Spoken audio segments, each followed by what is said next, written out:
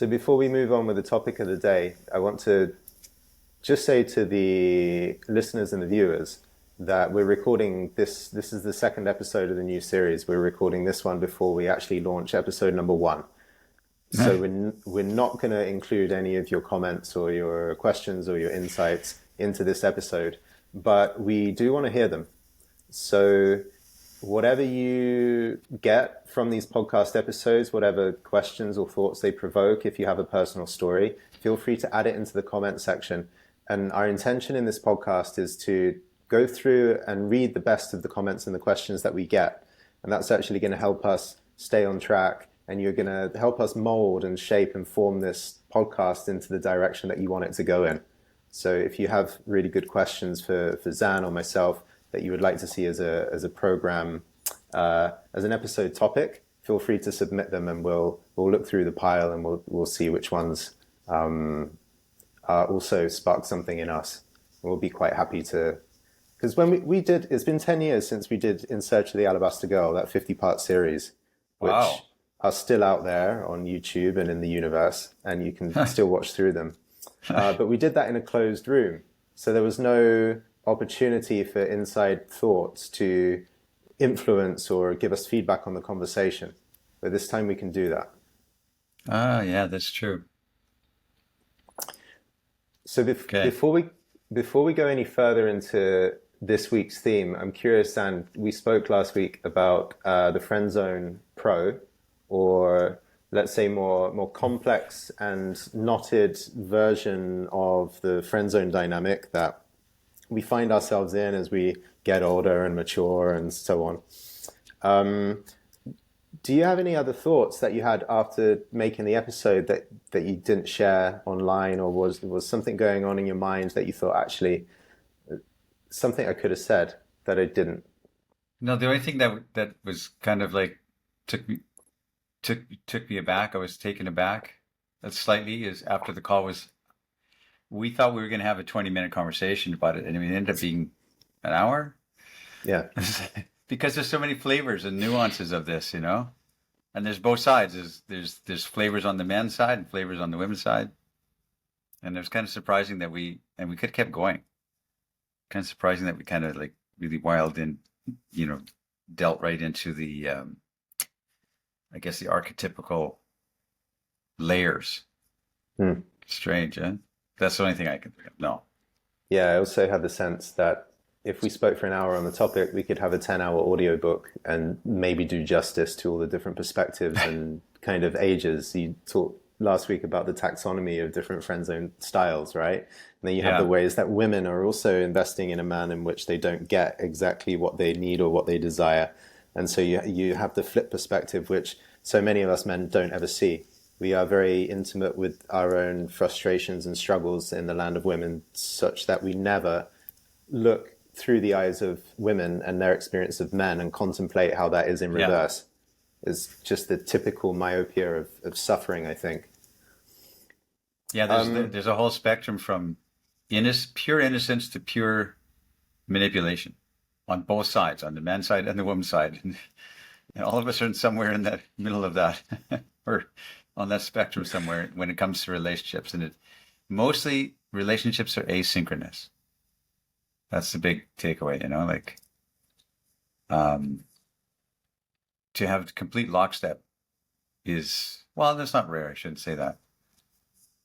But it's certainly when the relationship's starting out, it seems to be kind of asynchronous, or suspected that it is, because that's why a man will start seeing a woman, and 3 weeks into it or 4 weeks into it, she's kind of like questioning, she's holding herself back a bit because she's not sure what he wants, because that hasn't been explored yet.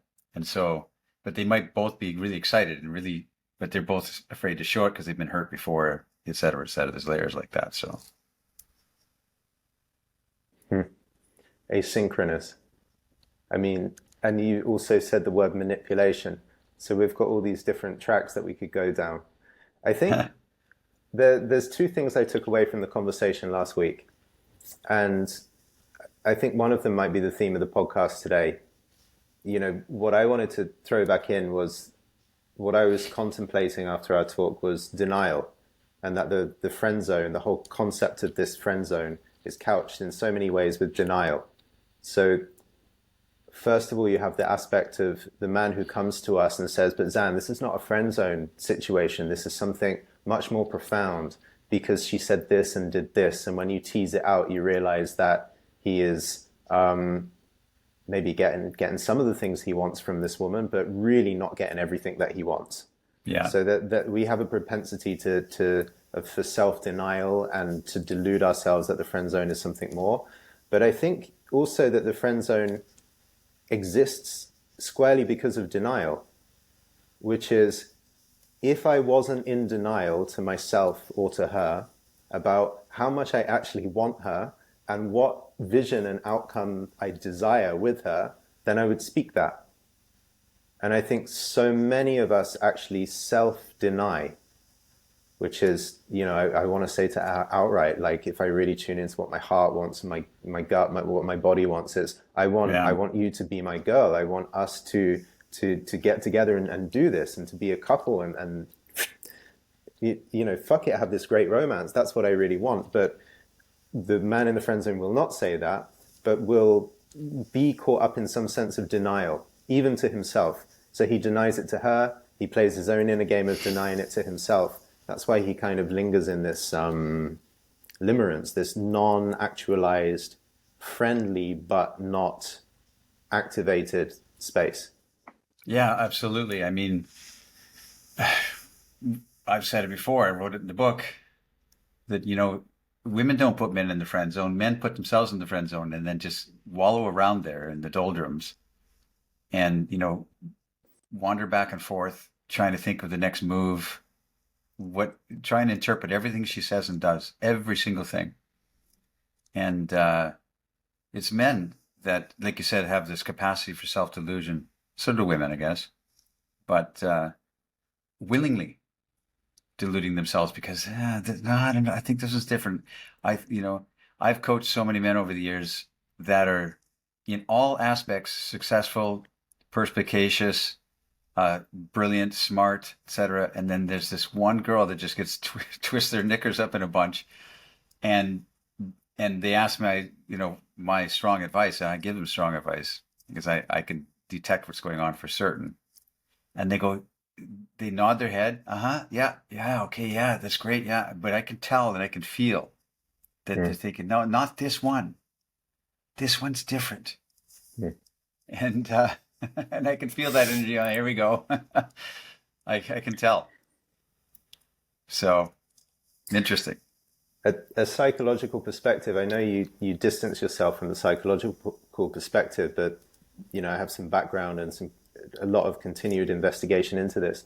A psychological perspective would say, actually, being in a state like this where you're continually second guessing and doubting and you're hanging out in the arena of love and relationship, but you're not actually going for it, that the very activity of doing this, of being stuck in this limerent cycle of obsessive thoughts, second guessing, staking someone out, kind of stalking them a little bit from the distance, this whole thing that one does in the friend zone is actually the payoff itself. And this is the position that the man or the woman likes to be in. And in some covert way, they get off on this process of suffering more than they actually want the materialization of the love affair. And actually, you're never going to be able to make a shift and have more of the real relationships that you want until you admit to some part of yourself that actually, I kind of like this game of self-delusion, and I like this game of friend zone that I'm playing, and I like this sense of safety that I'm in, which is I don't actually have to show up. I get the shoulder to cry on, I get the intimacy, I get the friendship. I don't have to risk myself. I don't have to deal with finding out who she actually is by having a real relationship with her and the disappointments that are going to take place. I will hang out in this phasey bubble. And while I do it, I'll, post questions online to Zan and ask him how I can get out my friend zone situation, which I'm never actually going to do. I'm just going to hang out in it because that's my game and that's my get off. So and imagine then he blames her for being the cause of all this trouble. Saying she's being flaky for his choice. You're right. They choose to sit in the in this beige no man's land. Yeah. And they're afraid to take a forward step towards the other side, and they're afraid to go back into their hole. So they just Yeah. wander around the no man's land, and that's the game. That's the end result that they want, but they blame her. Yeah. Hmm. Or I think they can blame themselves as well, but I do know these cases where it gets particularly nasty when the blame goes outwards on her, or like that's kind of the end phase where it might Well, they escalate to. don't. They're not aggressively blaming. What I mean is, they will put some overture in, or do something really kind, or something that they think is should be reciprocated in some way. And when she doesn't uh, shower them with affection, they go, well, what's the matter with women? What's the matter with her? Hmm. So the blame is very insidious and very quiet. It's not Yes. like, okay, well, she's an evil schmeg. No, it's just he just doesn't understand her motivations, and why would she not respond to his flowery attention? Yeah. Right. So we're mapping out some of the inner games and dynamics that we play that create this manipulation. I think one of the other takeaway I got from last week that caught my attention was when we talked about the bit about when a man takes a decision to leave, when he says, look, my affections are clearly not being reciprocated, and I can sense and I know that you don't have the same desire for this that I do, and that's totally okay, and I have to move on with my life. You one thing you did when describing that dynamic was that you zoned in on the impact that that has on her when a man does your powerful technique, as you called it, and Right. walks on and continues his bigger adventure. she You said if the friendship is really has meaning to her, one thing that she will do is she'll take inventory about, you know, who was this man and how am I showing up and what do I want really? And And am I there's going to lose him? Am I prepared right. to lose him? Yeah, yeah. So that there's a real taking stock that takes place. And what I was struck by is something that you've been saying for years and years and years. I'm not sure if we've really dived into it, but you've always said you have a very keen interest in motivation and in Hmm. people's motivation. And what struck me about the way that your mind kind of deconstructs and analyzes the situation, I sense there's something in you that's looking for what is motivating her and what is she doing under the surface. Almost like Uh, you know when as an actor or a screenwriter they say in every single scene a character's got a motivation. What does he want? And it's his motivation that drives their action forward, creates the conflict and so on. It seems to me that you one of the questions that you're commonly asking about people, women, men, in yeah. all kinds of social dynamic, is some aspect of you is scanning to understand their motivation. And I sense that because you're doing this, it gives you a particular depth of insight that's very useful and also uncommon. That's interesting because I mean, I've been saying this for years. You're correct. I was This idea of motivation just fascinates me, and I'm thinking, doesn't anybody wonder about this? So if a woman would accept my dating proposal, um, I would want to know what motivated her to do so. Like what was it in me or whatever. If a woman went to bed with me, I'm fascinated by the idea that she willingly did so, and I want to know what motivated her to do so. And if she didn't, that fascinated me too. But I want to know. So, I guess maybe that quest for understanding motivation, which had been innate in me forever, I guess, because when I was young and insecure, I was still trying to figure that out. Has kind of motivated my quest and my life journey, my life um, arc, I guess, because I always say that I learned everything I know from women. Doesn't mean that women taught me anything. Women didn't set out to teach me. Women are no more um, brilliant than we are. But I learned, but I gleaned things from them, information from them, because I was fascinated by why. And so I would ask why. So if I would go on a date with a girl 3 times and the third time you could feel it's pulling teeth and she's just not really into it. She's got to shampoo her hair and her grandma's visiting and this kind of stuff. I would really want to know why, you know, and so without challenge and without um, frustration or aggression, I would say, listen, I accept that, you know, that things are drifting away, but you were excited the first time and the second time. And the third time, it's hard to get you to come, you know, to stay connected and centered. So I get it that it's drifting, but I would like to know why. Why were you so excited at the beginning, and it drifted away? Mm. And most guys don't get to ask that question. And I would ask, and you know, because I want to know why, or why did you respond in a favorable way? So I learned about women by asking them constantly about their motivation. Why would you do that? Why did you come on this third date with me? And why did you, you know, why did you take 3 days before you answered me without a challenge? Mm. You know, without a explain this to me. I would say, listen, I'm massively curious about life. I'm a student of life, and I want to understand my role going forward, and I'm excited. And so maybe, and they would never thought about it either. So she didn't text you for 3 days, and then she says, "Oh, I'm sorry, I've been really busy. Let's go for a date tonight." And you go on this date with her. She's not even aware her own motivations, and so Yeah. that question itself would lead her to dig into it and like I said, take inventory. Yeah. It's important that you reveal that most of us don't even know why we do certain things. Like I'm doing a very deep dive group right now with some of the Emirati, digging into like how do you show it with women, and where does that come from and why. We don't even know. Like it takes a lot of reflection to find this. But it's such a striking question, because I think most men that we come across in our relationship dating coaching scenario, they're asking questions of, one, what do I do?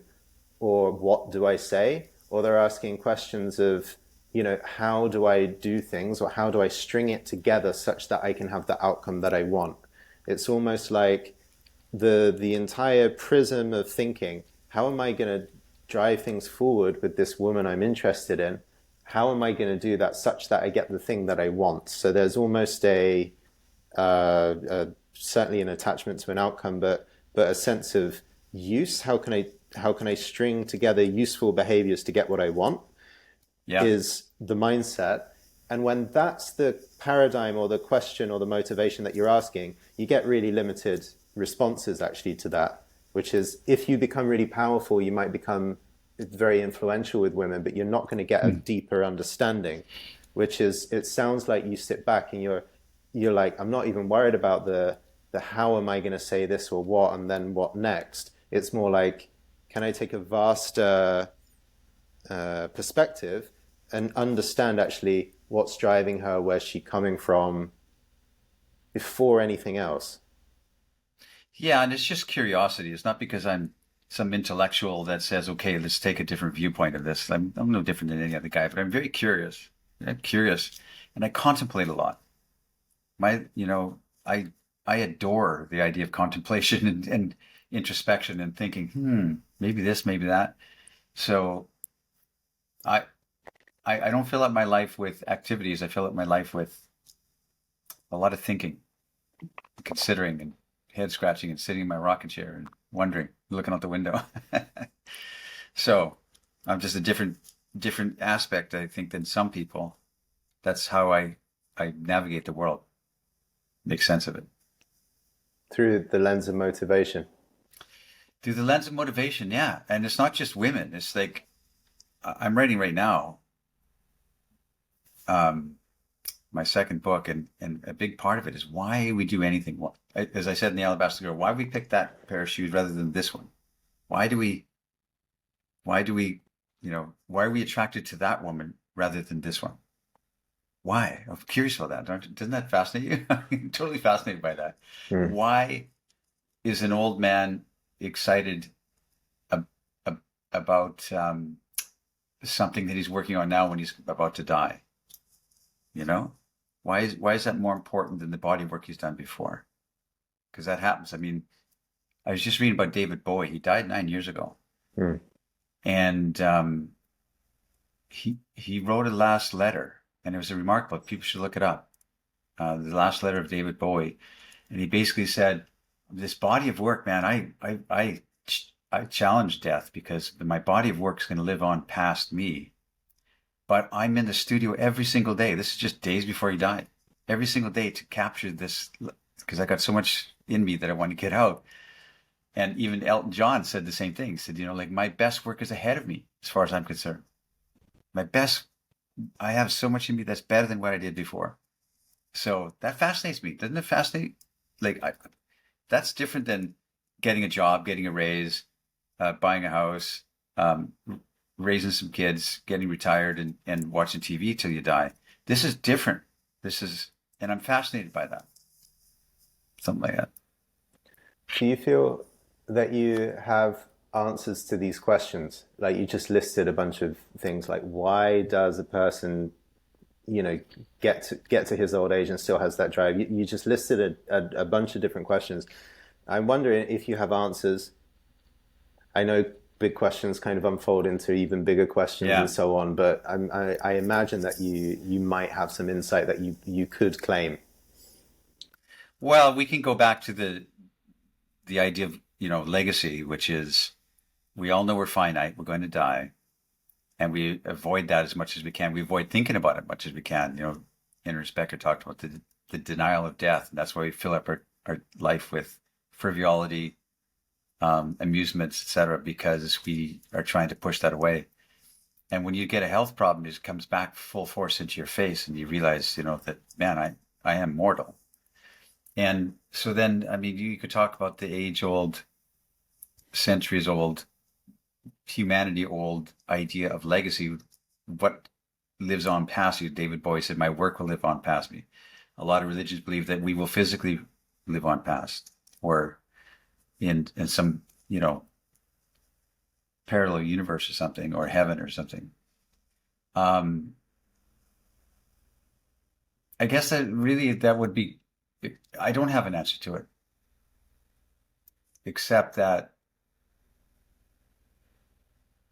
would it be motivating to you, Jordan, if you knew that the articles you wrote today were read 500 years from now, and really it was something that people really treasured 500 years from now, 1,000 years from now?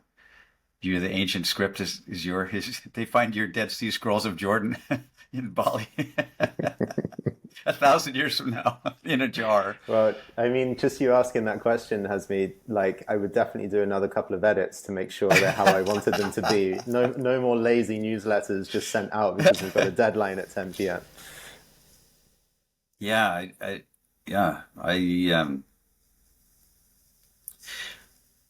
I don't know the answer to these questions. It's a large question, but I don't know. I don't know because I'm curious about my own motivation. You know, like why am I driven toward? I'm writing my second and third book. That's why it's taking me so long because I'm writing two books at once. Um, but if I don't get these books out before I die, I mean, I'm 61 now, man. I got another 41 years in me. I lived 102. But if I don't get this book out because I did a lot of contemplation and readings of that,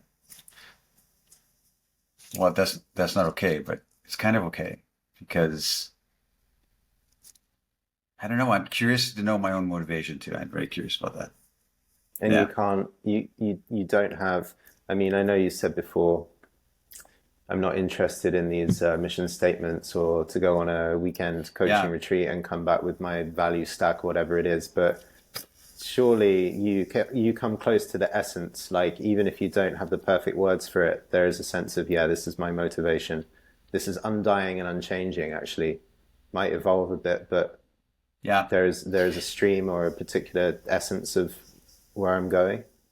It's an internal thing because external validation, strangely enough, when I was in my 20s, man, I would love people to give me validation. Um, I get good reviews of my book, The Alabaster Girl, and people will email me and say that, I read your book 3 times. It really changed my life. I want to thank you. And intellectually that lands, but accomplishment wise, it doesn't land at all. And it's really strange. It's really strange that, that it has an impact out there. And it sounds callous, but it isn't. And I nod my head, yeah, but it doesn't register with me because it feels like there's something that hasn't been explored yet. So I'm not trying to create a body of work so that I have legacy or that I make a bunch of money. Well, I want to make money. Pay us money, guys. But it's like, it's my relationship to my own personal spiritual quest since I was a child. What is it like to me? A real religion and a real self-help is literature and stories, narrative. The problem with the power of now is okay. The past doesn't exist anymore. The future is an illusion.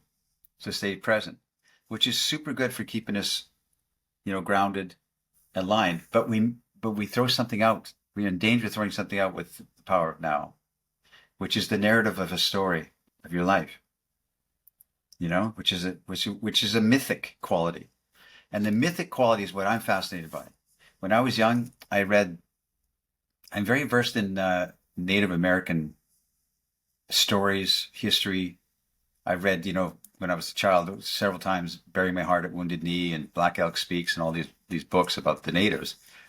And the mythic quality that they embodied in their lives. They believed their life was as a myth, a story. Yeah. So I've been fascinated since I was a little boy of that, and I don't know what I'm saying, but this is I think my motivation. What is the myth? What is what's the mystique? What is, I don't know. I could go on, but I don't know. I can't put words on it. I mean, I have people get in touch with me sometimes also, and at conferences they said they read something I wrote and it created a massive impact in them, and I also enjoy that, but only to a certain extent. Actually, my favorite part in the creative cycle is when I almost get to that point where I'm about to finish the thing for myself.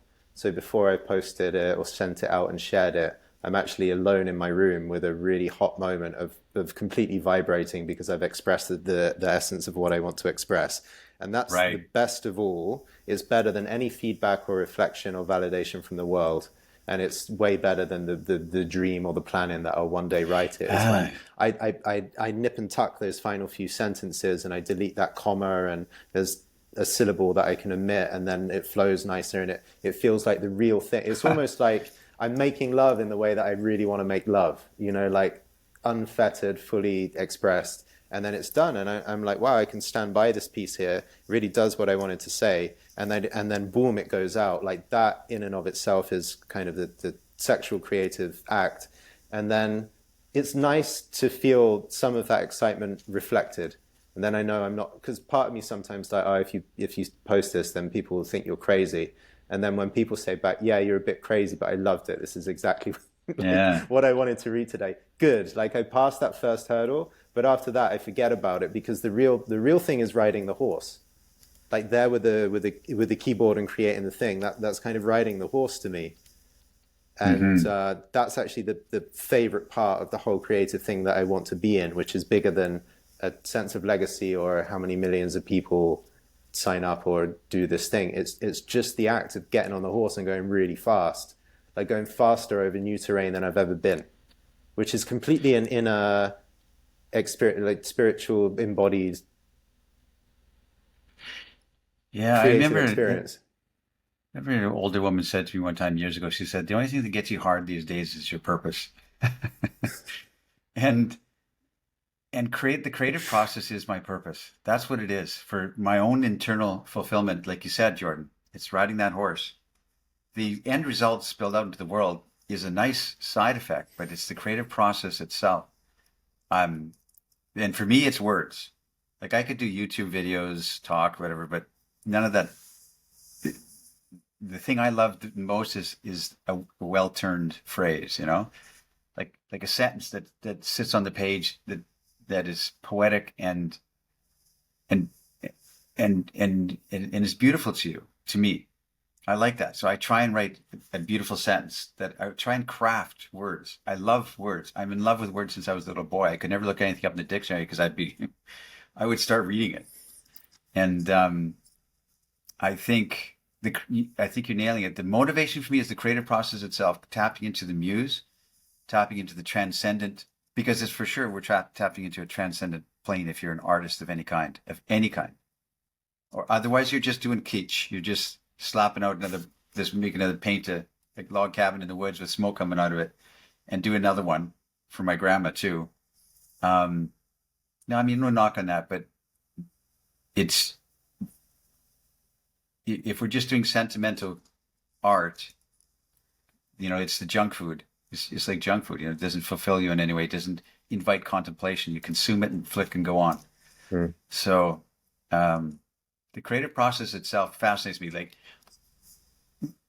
that's what I ponder when somebody creates a piece of art. They have the sense that it didn't they shaped it, but they grabbed something from the ether. And all the, you know, artists and writers have said that over the years, and poets and stuff like that. They grabbed something that was already there. That how come nobody else saw that? And I managed to grab it and put it into my artwork. And that's the piece that fascinates me. That the creative process, motivation, and the artistic expression of a life. And that's my vision quest. I want to understand that. I'm in the wilderness trying to understand that still. That's all I write about. Would you say that your more practically your motivation in day-to-day life is to do anything you can to create the conditions where you can go into this wordplay, this investigation? Well, for certain, because Jordan, Ars Amrata is an international brand. I'm known and I get recognized on the street. I could be a multi-millionaire entrepreneur if I was devoted to creating that enterprise and you know, stomping around the world. But I would rather arrange my life in my small studio with my rocking chair, my writing implements, my coffee, wake up the day with gratitude. And I simplified my life. My life is super simple. My studio's small. I don't have many possessions. And the simplification so that I can steep myself into that type of realm as opposed to going into the world and becoming this great entrepreneur / enterprising, just my own personal thing, you know. I got a question that I can hear. I know a few of our members would be wanting to put to you now, which is, did you find it easy or difficult to turn to the worldly promise and the beckonings of riches and the treasure chests and all of the material things that could pull you from this deeper purpose? Has it been easy or has it been difficult to say no and to continue on your real path when there has been offers, you know, the gold coins and so on? In my 20s, man, I wanted to be a millionaire. Just like, okay, buddy, we promise myself when I'm 40, I'll be a millionaire. You know, all this kind of like goal setting and stuff. Yeah. Well, yeah, I'm very much a capitalist. I believe in money, but I believe in freedom more than that. And you know as well as I do, Jordan, if I took off on a lecture series and if it did some weekend intensives in Australia and, you know, Europe and America and stuff like that, we would do well. We'd make a lot of money. I could do that. I could just take off for 2025 and head out. And you come with me. We would have a 1-2 punch. We'd make a bunch of money. We could do well. But that's not motivating to me at all. The idea of making money, I'm not driven by that. Even though I'm driven by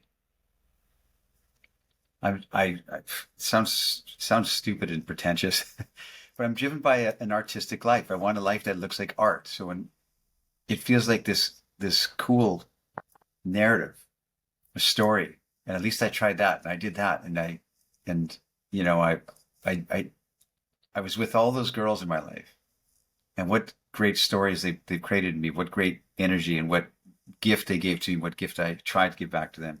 That to Mm. me is, or sitting with one of the Embodied members, like you said, our membership, and just seeing the lights in their eyes because they're excited about something that I'm excited about too. That's I don't want to do small talk with random people talking about football and the weather, um, but talking about these enlightening type of things that get I don't know. It sounds pretentious, I know, um, but man, I would rather be a starving artist that is caught up in that the art is impressive to me. When I write something, for instance, I don't write it for the general public at all. In fact, the second book I'm writing, as I'm writing, I'm thinking, is anybody gonna like this or think it's? But it's what I want to read. I'm only writing what I want to read myself. That's it, and hopefully other people like it. So you're touching, you're actually digging into what I'm trying to understand for myself and what I'm trying to write about. Hmm. So Um, I'd like to loop back to how we started because we started off reflecting on the notion of the friend zone, actually, and the more practical things that a man can do. And let me hold yeah, that thought, Jordan, because I just want to say this. Um, it is the same thing because if we're just stuck in the friend zone, we're not examining our motivation. We're just accepting, trying something didn't work, we retreat. Try something we didn't work. We're not consciously creating our story. We're just it's all reaction. It's all like, and she's guiding it. We're doing hmm, something and she responds and she's basically the leader of the situation. She's the guide. And we think we are, but we're not. So if we understand our motivation, what is our relationship to the transcendent, we will understand our relationship to the woman in our life that we just met. Sorry to cut you off there. For no, you're it's an looping back to important the point. beginning. Yeah. What I want to do is synthesize this conversation about motivation and the sense of life narrative or life myth and bring that to something in the moment and practical. So for all the men out there that say things very Right. commonly to us, which is, I'm in a bar with all of my colleagues after work and they're talking about the football and I'm absolutely bored and I want a different conversation. And we have men come to us. I want a community actually of people that I can talk about these things with, brothers, but also in my dating, I want to be able to kind of pierce beneath the general surface, what I saw on social media, what concert I Right. went to, who said what in the celebrity realm. I want to pierce through and have a deeper experience. And I think this theme of motivation, like you said, or I assumed it, I asserted it at the beginning, but like to look at a woman that you're seeing or to look at a couple of friends that you're talking with in a bar and to have a curiosity come up, which is what is driving this person? What is their motivation? Do they have any sense of life myth? Do they go to sleep at night and wonder about, is there a sense of mystery or larger Yeah. transcendent thing? Right. And so how are they actually moving through life? Are they pinging from one thing to the other? From how will I get paid this month to how am I going to find a date that likes me to this is the drama that I'm in. I've got another friend zone thing and blah blah. What's she thinking and so on. People ping about in these surface responses, but the way that I think you look at people, or one of the lessons that I'm getting is you can just take a moment and be like, what's actually motivating this character in this scene, even with me? Why are they here? And what drives their energy on a fundamental level? It feels like there's an incredible Yeah. tool here that if you can use it, you can really open up your interaction with another person. Yeah. Because under this frame, when you meet a new woman, your whole body and your whole emotional experience is wondering what part does she have to play in the narrative that you're trying to create, the mystique that you're trying to invent for yourself. So This story. this is a really fundamental question for you. Yeah, It's not just because, people have read your book and they come across that kind of question and, oh, that's a good yeah. question. Maybe I'll remember to use that one day. But we're highlighting it now. It's like, this is actually so fundamental. When you ask, are you my girl? This is not some blithe whispering Mm. thing that like it could sound like that or feel like that, but actually it's coming from a place of, I'm on this narrative from 0 to 102 years of age, and here I am somewhere in the middle, and this could be you Yeah, are you being a part of this part of journey or this. not? I Yeah. woke up this morning, like I teach guys in our membership to do this morning ritual, which I call my daily devotions, which is basically sit quietly with your list of how you want your life to look. Okay? If you've started the day like that, you pause before you did anything, you're doom scrolling, whatever. You pause and consider what you want your life to look like at this age, at this date, where you are in this world. Then something shifts in your demeanor, in your spirit, your aura, to use a overused word, so that when you do meet a woman, there's a curiosity and a wonder that is behind your eyes that she can pick up on, which isn't just like, hey, I'm a girl, I'm bang this girl. It's more like, who is this? Who are you in this? In what I? How are you related to this contemplation I had this morning about what I want my life to look like? Yeah. Ah, that's different. So practically, you might not know what you want in your life, but if you sit there every morning, and this morning, what I would really like my life to look like is this. Tomorrow it might change, but at least you stay devoted to it every day. That you're constructing it, building block, building block. Every person you meet, will fundamentally add to that, including her. And you're curious about how does she include that, and that comes across in the way you speak, in your eyes, your smile. There's Yeah. something, she'll look at you as like she's different than other men. There's something about him. There's something about him. He's not that tall. He's not in shape. He's not rich. He's not that good looking.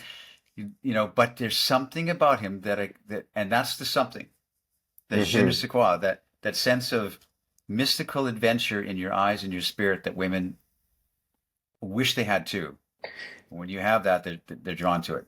And it comes from the morning list, the daily devotion, Yeah. your daily ritual. Yes. That's There you go. so interesting. So I, A I daily was just pause. I was just smiling and laughing because right now we're running a 21-day practice, which is, I've called it embodied visualization. So there's a visualization technique and then there's an embodiment technique. And you bring them both together. You don't just kind of design your life through contemplation and pondering and visual projection, but you do some movement in the body so you can actually bring the energy. When most people try and do a manifestation or a visualization, the place where they fall down is the part where you say, well, after you have this visualization, you see yourself in the position, feel the result as if it was true today, right? But a lot of people can't Yes. sustain a feeling. So that's what we're doing in the course. I'm Yeah. giving them a technique to help them sustain that feeling and bring in what they want. Long preamble. But why I'm laughing is because I'm picturing one of the participants right now. He wrote a description of the kind of woman he wanted to attract into his life and how that would be. And then he said recently, she just showed up like 2 days ago. I was in a bar and literally the woman I visualized and manifest came in. I met her. She fits the description entirely. And I just twigged for the first time that when you say, "Are you my girl?" You're referencing actually, I have been willing the universe to send me this character or this participant into my Are life you to that live. one? Are you? Is it Yeah. you? Are you the Because one you who sure look belongs like to the it. man? You sure Are look. you the one who belongs to my manifestation that I was doing in the room this morning? That's so funny. I putting that together. You sure look Wow. like my Okay. girl. Yeah. Yeah, yeah, That's yeah, funny. yeah, yeah. So you don't forget actually what you put out in your morning intention, your list, and how you want to shape your life and who you want to call in. You don't forget that throughout the Well, day. it's hovers behind. You're not consciously thinking, okay, well, no, but it's the new age expression is to set intention, and you're designing your life as opposed to reacting through life. You're contemplating. You might not know how. You have no idea your next step or what you're going to do. You might be lonely and would like to meet a girl, but you know that to be true, that that's something you want. And so you sit in the energy of that and you contemplate it and wonder, and like you said, trying to get the feeling that if it was true today, how would I feel? Mm-hmm. Wow. If that girl walked in my life today, how would I feel? Just feel it for 3 seconds, that exhilaration, that sense of wonder, and then go about your day, So it's creating a different tone for your life, which most people don't. They just exist. They get up, they run to their breakfast, they run to their meetings, they come home and they're so exhausted, they put their feet up on the couch and they wind down. And then they fill up their evening with activities. I've got to do this class and this club and this whatever, because I don't want to have a dead spot in my life, which is there's no time for contemplation or pausing, the effect of pausing. So doesn't exist. The guy in your book, let's say, who has said, train. I'm a lover of women, and all women are my women. That cat. I'm curious if, thinking about it now, does he find women, let's say, who have a conscious inquiry with their own motivation more interesting, and women whose motivation is unknown and just pinging around less interesting? Well, for sure. If you can't have, like a sexual experience with women wears off after a period of time if you don't have a dynamic. And so if she's just pretty and likes to shop, and has nothing deeper than that, and just wants to exist to sit on the couch and look at you while you're trying to work or contemplate, it's offside, Yeah. And she's just like, what are we going to do? And you're her entertainment. But if you're caught up in if you have this vision of some kind in you, this drive, this motivation, then something like that's just eye candy to you, and it wears off fast. And it could be grating. Her personality could just drive you nuts because she doesn't contemplate, she doesn't pause, she doesn't think, she just surface. So if you're unequally yoked, as the Bible says, with somebody like that, it's one's pulling harder than the other. But if you get someone, that's why I wrote the phrase in the book, The Alabaster Girl, a man is happiest with a woman who reads, because she's creating her own narrative in space, something like that. She's self-contained, you're self-contained, and you come together. That's the idea of that. She entertains herself. If you have a woman, a wife, a girlfriend who doesn't entertain herself, good luck. She has to, in other words, she has to be caught up in something of her own desires and dreams, and what she's excited for, and what she's trying to create in excellence in her life. Otherwise, it doesn't work. I'm thinking about some of the men in our community. Maybe they're young and just starting out, or maybe they're kind of doubting themselves, or they haven't quite found their power or their stride with dating. I'm sensing that this kind of conversation is a really good place for them to open up, like to speak to women about, like, and try and get a view for who this person is and what drives them motivation wise. Go ahead. Not as a kind of neg or process of elimination, or to kind of hit her down a little bit if she doesn't have a satisfactory answer, but in a way to perhaps get yourself out of your own head and put yourself in her world a little bit more, and have an opportunity to go beyond yourself and your self-concern, and find out discover who she actually is, in beyond the superficial and beyond your projection of, oh, she's so pretty, therefore she must be above me and I don't know how to qualify. It feels like sharing motivation and being curious about the other one, it kind of levels the playing field in a sense of you humanize each other again. Yeah, instead of externalities, getting reaching out and trying to pull in all this external things, you're looking at your own interiority and what your own, if a young man says, you know what, instead of like chasing girls, I want to understand what is an artful life, a mythic life for myself. What do I really want? How am I a man in this modern society? How is it? What do I want my archetype to look like? What do I want my, what is? How do I see myself? How would I like to see myself? Envision that guy, and look at yourself and how you would like it to be. Automatically, something shifts in you, and automatically your eyes have a different perspective because you start to see the world with the same glow and light as what you're trying to understand for yourself. So instead of trying to be this bundle of nerves, insecurity, not introspective at all, and go and try and say, okay, what does this woman have to offer me? Is she going to be just, unless you're finding your own landing space within yourself, you won't be able to have the perspective to understand that for other people. You can't just say, okay, well, she's superficial, and so I reject her. If you don't have the superficiality in yourself understood, or maybe you are superficial, but that's as long as you're conscious of it, I guess, But you can't just negate others by saying, oh, she's not. How many guys have we talked to over the years who just saying, well, I'm not attracted to any of those girls because of blah, blah, blah, and they're snobs.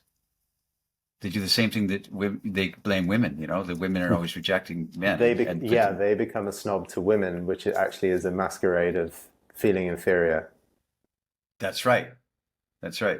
I had this guy I was coaching. He went to salsa dancing, into milongas and stuff like that. 200 women at these places, and I say, well, he said, I went to this one last week and there's 200 women. Well, that's fantastic. Women are all smiling, waiting for you to ask them to dance. Yeah, I wasn't attracted to any of them. Like, no, that's not. All right. Women are women, man. Women respond to a man who loves women, and he doesn't love women. Yeah. You'd be excited. She's not my type. She's not attractive. She's not my body type, but she's a woman. Hello, what's your name? She's within 5 foot radius. That's your zone, man. Everybody in 5 foot radius of you. So 2.5 feet on either side, whatever, 3 feet on either side is in your purview. That's your girl. You've got to open and say, hey, hello. You're standing beside me. Come talk to me for a second. You're not attracted to her, but it's because who you are. And these guys are pussy snobs, That's what it is. And they just, and it's like, I don't get it. And we see it a lot. Actually, see it a lot. We see it. Women are women. Yeah. It's the old thing. You see this guy that's dating an Instagram model. Oh, she's so hot. And he's just a dork. He's just a slob. He's like, that's what we're thinking, right? This is our jealousy kicking in. And he gets all these women all the time. My college roommate, he always has these women because he doesn't discriminate. He likes women in general. It's like, she's not, she's not completely my type, but hey, she's available. Let's go. And women recognize that. Women can smell that on a man. There's an article that's doing the rounds at the moment. It's going a bit viral, and the author is a woman, and she's highlighted in the article a list of men who like women and a list of men who don't like women.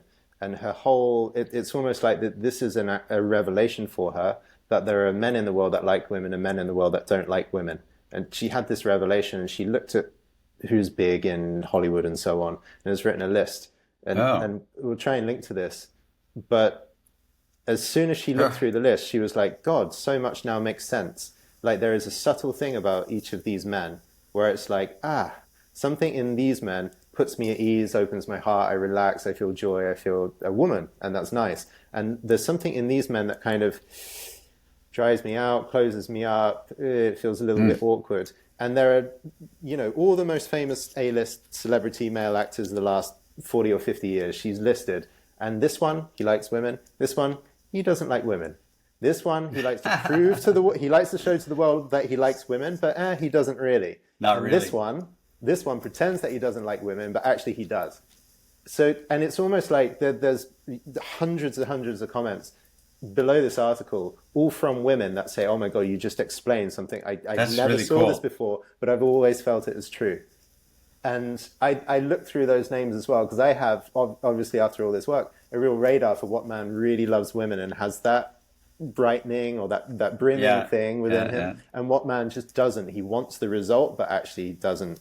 It's icy in there. He doesn't like the women. This article just, yeah, I'd like explained a to see lot. that. Share It's it with fun. me. Yeah, we'll post it below in the show notes, wherever that lands.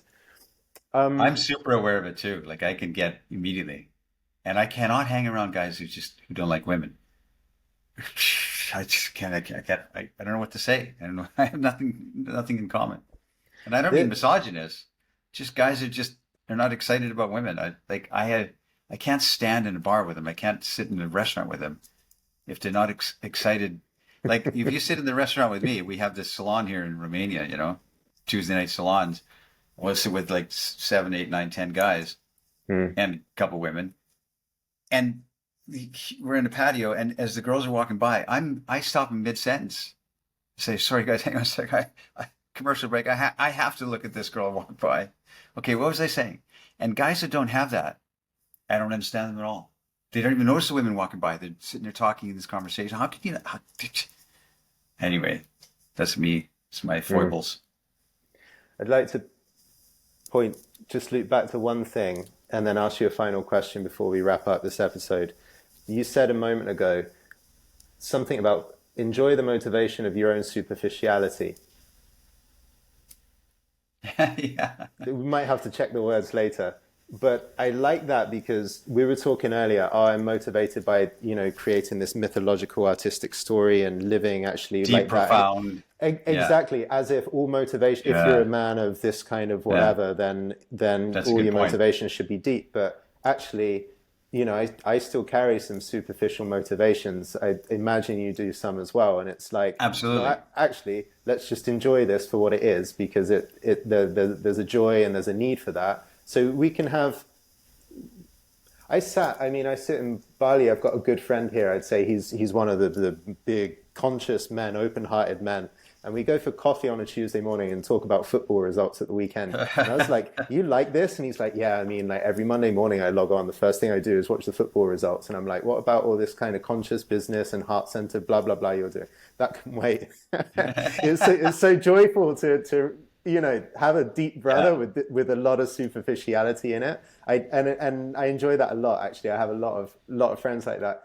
So That's cool. one thing is, not all your motivations have to be super deep, mythological, the No. arc of your story over 100 years, right?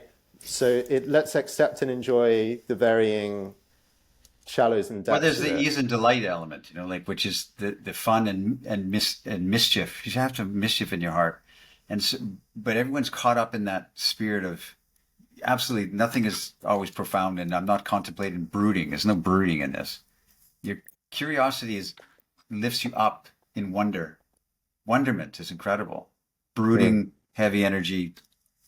Even when I'm contemplating looking out the window, I'm excited about something. I'm excited about the idea that I'm still healthy, that I got up this morning, you know, that I get to see Deanna today. Things excite me. Little things excite me. I can make a small thing into the excitable thing. So yeah, all right, so good point. final question. If this ends up going longer than 20 minutes, we'll just chop it out and make another episode. But I received a question the other day and I gave a really lengthy answer to it, and I'm curious what you would say. So Oh, this is a man who realizes that actually everything he's done in his life for 20 years has been in some way, shape, or form a way to become better with women or to increase his kind of market value in the eyes of women. yes. So literally everything he has done in his life has been to get women, and he has realized that actually all of these massive attempts at self-improvement have happened because on the inside he fears that he's unworthy, actually. So a lot of the things that he's done are a compensation. I feel unworthy. I'm going to get a great muscly body, six pack abs, master the tango and the salsa and the Mm, bachata. learn 6 languages and so on, because then women are going to think I'm really lovable and worthy and handsome and passionate and all the rest of it. So he's asked the question to me, everything I've done for the first 35, 40 years of my life has been to try and increase my market value in the eyes of women. But I see that underneath it all, I just don't feel worthy. And he said, well, I, I really sense and I really want a passion in my life that's bigger than women and is bigger than me and is not this, I want to have this so I can get more attention off girls. I want to have a more profound mythological adventure. But he says, I don't know how to find that thing because my whole life I'm constantly on this next scale of the self-improvement pyramid, trying to become the ultimate, lover. How Yeah. do I kind of break through and find something that makes me come alive in a deeper way? That's that's an interesting question because as you're describing this guy, I'm thinking, well, that's me. Everything I've ever done in my life is trying to get to raise my perception in the eyes of women. I wanted validation from women. I don't care what men think about me at all. Hmm. I do not care what men think about me in the slightest, but I do care what women think about me still today. I want them to, like when a woman does a review of the book, The Alabaster Girl, I read it carefully. I'm zoomed into it because I want to know what women are thinking, you know? So I don't know, is there a purpose that has to exist outside of that? Uh, and, why is it a bad thing? We say, okay, Hmm. um, why do we think that that's a deficit? Because I've been dedicated, like this guy, I dedicated my journey to try and become more um, perceived higher and perceived in the eyes of women. Why is that a better or worse motivation than something else? Seems, you know, and like uh, I knew a guy who was a very funny guy, and he told me when I was coaching with him, he said, all my life I've dedicated my life to being funny because I was insecure and think if I'm funny, I'll over, I'm making up for all my my insecurities, and I'm not confident of that, but I can be funny. And I said to him, and he's come to the realization, why is that a bad thing? Why is that something? He kept saying, all my life I was thinking I should be more serious in life. Where I should be more serious. This is, I'm always cutting up, always making a joke, and why should I should be more serious? But why? What is better than that? You know, why is that better to be more serious? Why is that more a better than to be funny? And relax into the idea that you're a funny guy, whether it comes from insecurity or not. Who cares? It's you. That's you showing up, and that's what people like. So all these things we're trying to solve in our lives, like my motivation has been women, for certain. I dedicated my life to everything my writing, my guitar playing, everything, because I like girls. That's it. But is And that, sorry to yeah, cut you off, but is that still the case? I mean, we were talking earlier actually about your motivation being I want to create a room in which, or a space in which I can investigate these things, um, to live my life yeah, as art, to still the understand way. relationship Yeah. with the sublime. You didn't mention actually women in there, so Uh, I'm curious. Is it that women were an extrinsic motivator that's now dissipated, and you're left with more pure intrinsic motivations, or are they still in there a bit? no, it's still there because, like I said, if I'm sitting in communion, breaking bread with some friends and brothers, man, if there's not women in the proximity, I my ADD kicks in and I lose some kind of like staying power there, you know? Um, I need to know that there's women around. I need to I need to be sitting talking with you and a woman is walking down the street there, doesn't notice us. I'm not approaching her, but to know that that exists in the world and motivates me. So yeah, for sure. Still, women is a large the the motivation of everything I do is still women. You know, I still want to be around the energy. I'm excited about women. I like when they're around. You know, as Mickey Rourke says in Barfly, say, you know, I like it. You know, I like it when they're around. You know, so I to have the knowledge that there's women out in the world that look like that have that shape. There's something in me that exhilarates to that. And now I go back to the conversation with you. That's good. That gets me rocking. I rock when I get excited, right? Hmm. And it gets me excited. And if I didn't have that, and it was just say I was, you know, on a dark, deserted island or stuck in a dungeon prison cell, um, I guess that I guess then you know would go totally inward and try and understand, try and find fulfillment internally. Hmm. But I just It, like women. I do imagine it has a different shape to it than your motivation from 30 years ago. And I imagine that Yes. there's probably before, because I think I've done this and a lot of men have done it as well. I have an image in my mind of my perfect self that I hope to one day be. And if only I do these other courses and learn these things, then I will be that perfect image. And then I'll be able to have the woman I want. I imagine that sense of a perfected, an idealized version of yourself kind of falls away after a while. And you no longer believe that you have to become this Yeah. boosted Yeah. version, but you actually be like, okay, this is the version that I am, and that's enough. And yet I feel just how much actually women give me, and Yeah. that's how it is. That's my Yeah. It's not nature. That's trying nature. to exactly. It's not trying to raise my profile in the eyes of women now, like I did when I was young. It's really just calmly being delighted. Like I'm in my studio a lot. I don't go out very often, and I'm in the center of the city. Like there's a university right across the street from me, and you know this big plaza with all these beautiful girls are walking. My street out right in front of here, and I'm right by the old city, which is full of girls. And I don't leave my studio. I'll be here for like all day long, and I'm working and writing and thinking, um, and it could spill out into any time. But it's the knowledge that it's out there, that I've ensconced myself in a quiet place in the center of potentiality is massive for me. If I, you know, I grew up in a cabin in the woods on a lake. Um, and I know that isolation feeling of being, you know, very much deeply into the wilderness, which I adore. Mm. But but not now.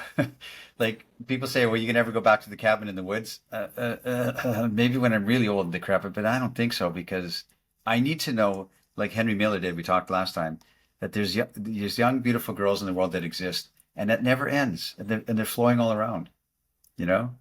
So I'm just built different that way, I guess. So my motivation still is the knowledge that there's women makes me excited. I don't have to actually wade into it because it's there. Just the knowledge is there is a good Mm. thing for me. I don't have to chase it down.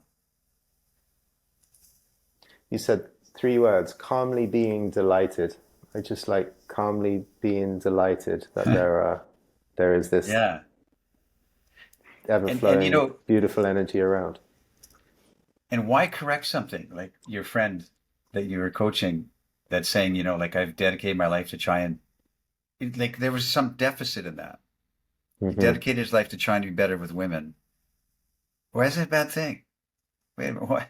Or my Well, friend who's comedic, you know, like I should be more serious. He thought that all his life. I should stop hiding my insecurities by being more serious and being more grown up.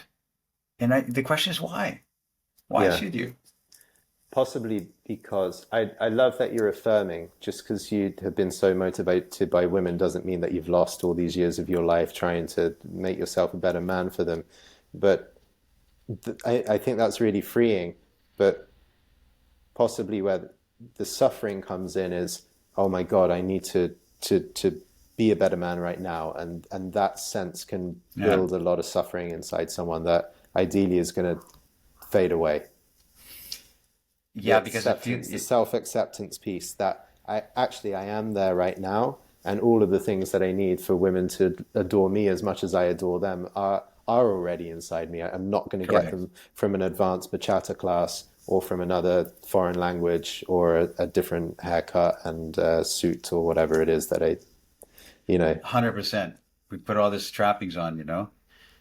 There comes a time in your life, I guess, if you're a seeker on this level, you're trying to understand this your path, that you you care less about that kind of thing because you come more centered in your own skin, I guess. If you're kind of an introspective guy at all, you say okay, and then you wonder why do I imagine going back to your 20s now, and you think, why was I trying so hard, man? Why was I so bound up in nervous energy, and why was I trying so hard when I could just speak it? Hey, you look like a girl, and I like you. That's all I know, you know. And why are we trying so hard when everyone's broken? Everyone's, in their head. Everyone's doubting themselves. Yeah. Everyone would change everything about themselves if they could, you know? Yeah, why am I trying so hard? And something just kicks in you and you just can sit in your own calm delight. You're still driven. You don't ever rest on your laurels. There's not a drop of that in me. And I'm essentially retired. I mean, I don't leave my studio, but I don't rest. Goethe said, do not hurry, do not rest. I keep going steady and I do not rest. My mind is constantly, I'm like Elton John, what the best stuff is coming still, you Mm. know? I think I have a better understanding now to create something or to say something, for instance, to write something than I did before. Now, the book I'm writing now, I kind of think I'll like it better than the Alabaster Girl because I feel like I've got something stronger to say or something, and people might not like it. They might say, what the heck's this crap? Yeah, well, So on this general theme of motivation, anything else you'd like to add before we wrap up for the week? no, I don't think so, Jordan. Good conversation, makes me think, makes me motivated. uh, All right. yeah. So again, I'll repeat, if you have questions or comments or a takeaway that you get from this call, imagine, I think we've been about an hour. It's kind of like a coaching session. 2,000 people can listen in. If you have a takeaway and you'd like to write your number one takeaway, feel free to put it in there. And if we get a really good angle, a really good theme that you put on the table, we'll consider that for a future episode. And yeah, we might layer in some of the smaller questions you have along the way. We'll make sure to hit on them as we go. So Perfect. let us know how you found it, and I'll catch you next week, Zan. Join our membership, guys. Come hang out with us. Link also below, right? Okay, Jordan. Thank you, man. See you later.